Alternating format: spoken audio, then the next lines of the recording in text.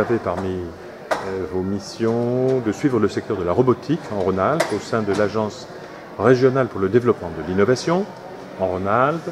Comment se situe le secteur de la robotique dans la région par rapport aux enjeux mondiaux de cette filière, de ce domaine émergent? Alors, effectivement, la question est très vaste parce qu'un robot est un objet complexe et on ne peut aborder de manière efficace cette question qu'en considérant le robot comme un système ou un assemblage de systèmes, donc une approche systémique. Et si on fait ça, on s'aperçoit qu'on a à travers les à peu près 6 blocs, on va dire, fonctionnels du robot, qui sont la mécatronique, qui sont les interfaces homme-machine, qui sont surtout et d'abord en premier lieu l'intelligence artificielle, donc les agents intelligents, qui sont les capteurs que j'ai déjà cités, qui sont tous les systèmes électroniques embarqués de gestion, on va dire, de contrôle commande, hein, pour être simple, et enfin tous les matériaux spécifiques. Vous avez donc 6 blocs fonctionnels qui permettent de définir finalement ce que pourrait être un robot, voilà, dans tous les domaines.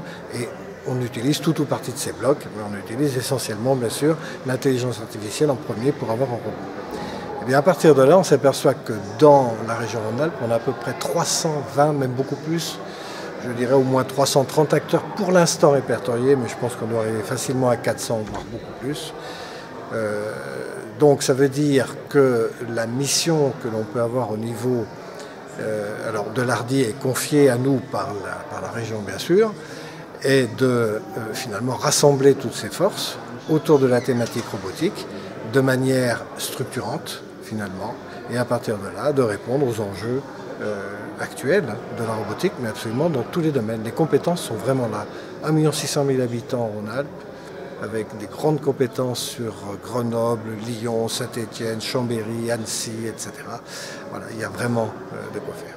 Donc l'offre régionale dans les divers compartiments que vous avez cités peut figurer d'une manière honorable, à la fois dans l'offre européenne, mais aussi dans l'offre mondiale. À défaut d'avoir le grand opérateur ou le grand intégrateur, on peut imaginer que de tels agents intégrateurs peuvent aussi venir chercher des compétences dans la région. C'est notre manière de nous inscrire dans cette évolution planétaire. Voilà. Et de le faire savoir. Il faut absolument qu'on le fasse savoir. Si on reste silencieux dans la matière, il ne se passera rien.